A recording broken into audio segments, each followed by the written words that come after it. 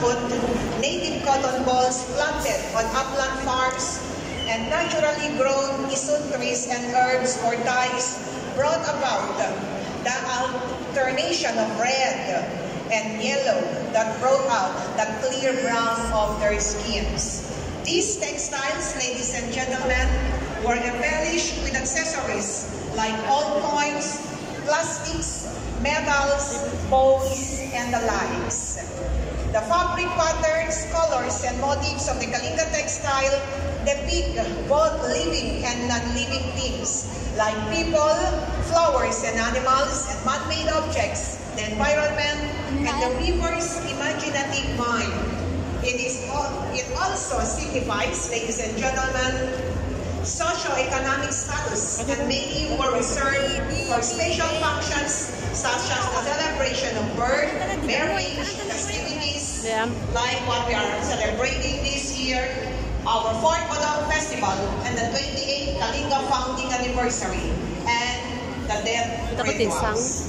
The Kalinga weaving communities have evolved from these origins, and their individual contributions serve as their traditional weaving identity. The village of Mabilo in the town of Lugwagan is one Kalinga weaving community which has faithfully preserved this time-honored cultural expression of traditional artwork as their dignified source of income and livelihood and employment. Until today, Mabilong Weaving of Lugwagan Municipality has sustained the traditional designs and patterns with distinctive differences from the very few remaining weaving communities of Kalinga. And at present, the traditional Kalinga textile designs, patterns, and colors have modifications in terms of their uses, design combinations, and color combinations. We now have, ladies and gentlemen, proudly we claim that we have 25 Kalinga tapestry designs which will be showcased on tonight's Kalinga Laga Runway Fashion Show 2023. And this is brought to you by the Provincial Government of Kalinga in partnership with the local government unit. Our opening act, we have the beauties and hands of the Kalinga province together with Tabuk City National High School. Palakpakan po natin sila.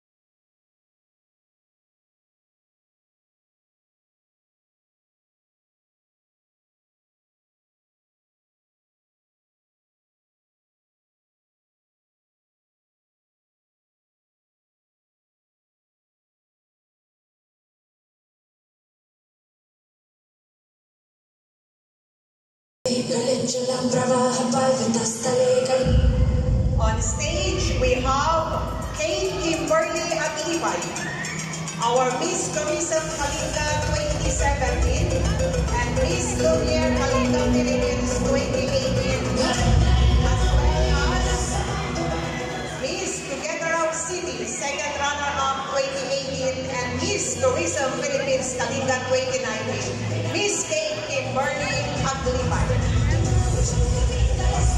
On the ramp is Miss Leonor S. Apil,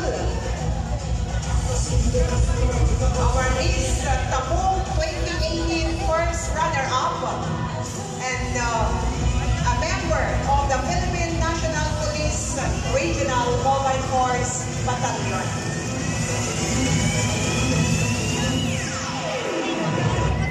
Another beauty queen on the ramp is Miss Thea Colleen C. Daliglig, our Miss Kalinga Ambassadress 2022. She was also a model during the Layag ng Habi fashion show in Lagawe, Ifugao. Miss Thea Colleen C. Daliglig. Next on the ramp, we have Miss Jeanette E. Puyaw,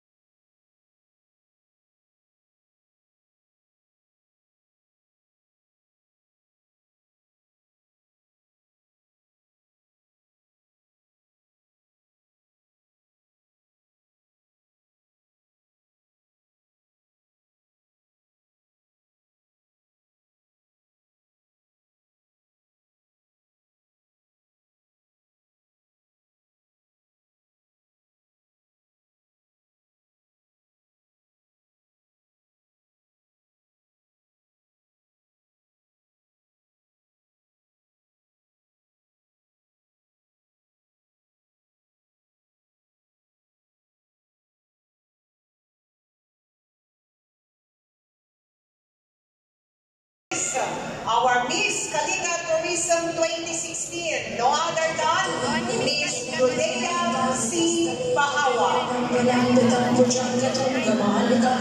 now a member of the Philippine Army, Miss Judea Paawa. There you have it, ladies and gentlemen. Our beauties.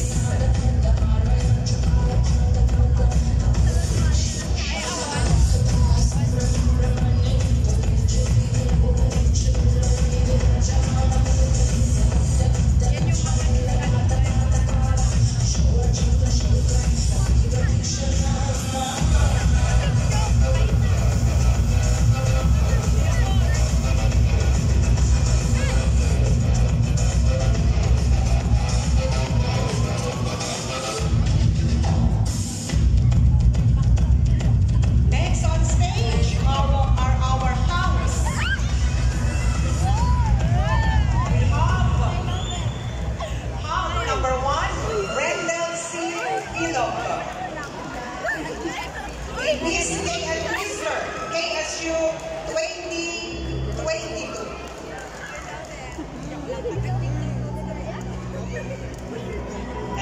Next on the round is our reigning Mr. Cordillera Autonomy Youth Ambassador 2022, Sean Michael A. Barilla. He was also crowned as Mr. University of Baguio in 2019. Yes, a second runner-up.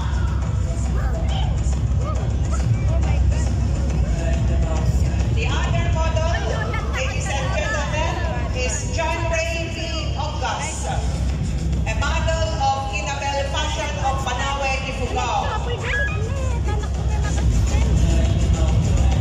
And we have model number 4, Vincent Alunday. And the third runner-up for Mr. Kalinga Ambassador 2022.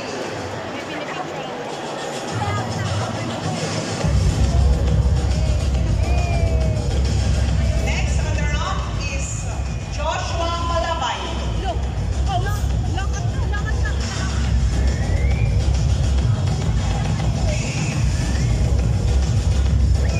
The top motocross rider in Tabuk City. We have Joshua Malabay.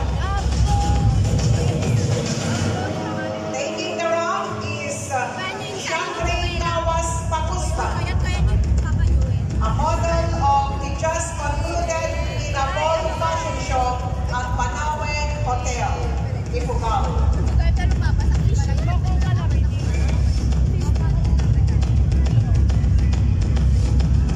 And we have number 7 model, Jerwin Ogas, another model of Inabol Fashion Show held at Banawe, Ifugao. Next, we have model number 8, Mocholo Brian Trinidad.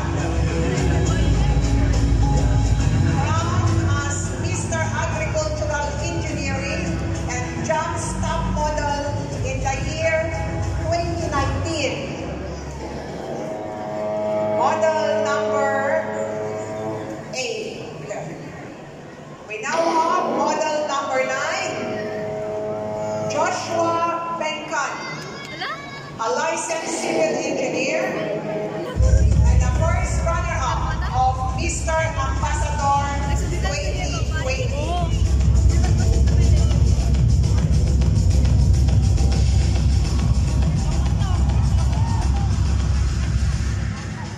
And we save the best for last, ladies and gentlemen. Number 10 model, no other than our ASEAN bronze medalist of Bangkok, Thailand kickboxing,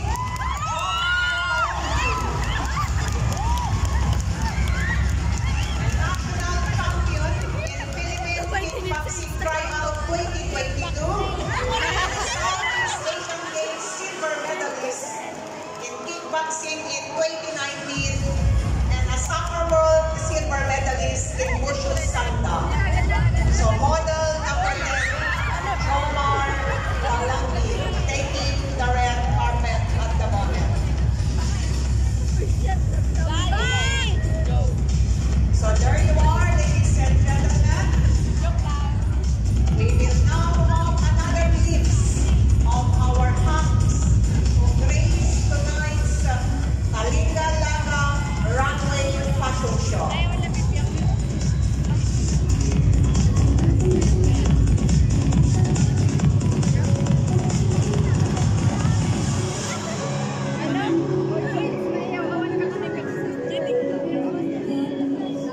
Wala bang palakpak dyan?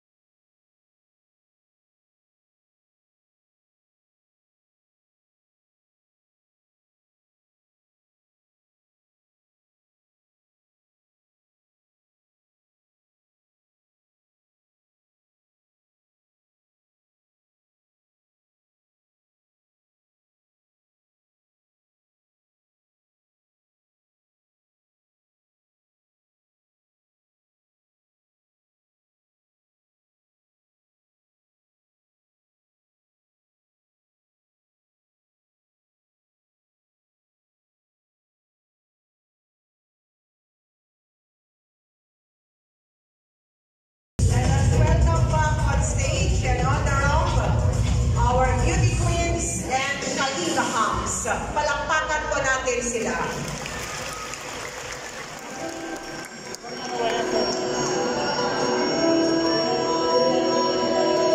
The wear is sponsored by CJ Designs, Miss Mayfel Ayama, and the Kalinga Beads is sponsored by Miss Jada Tabanganay of Jada Beads. Thank you so much for your support. And of course, Miss Alessandra Busrig. Thank you so much.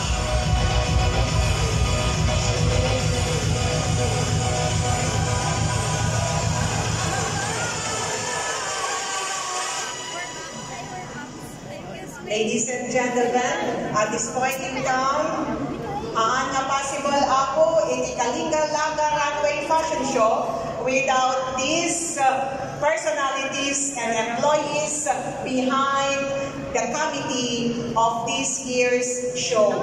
So please bear with us.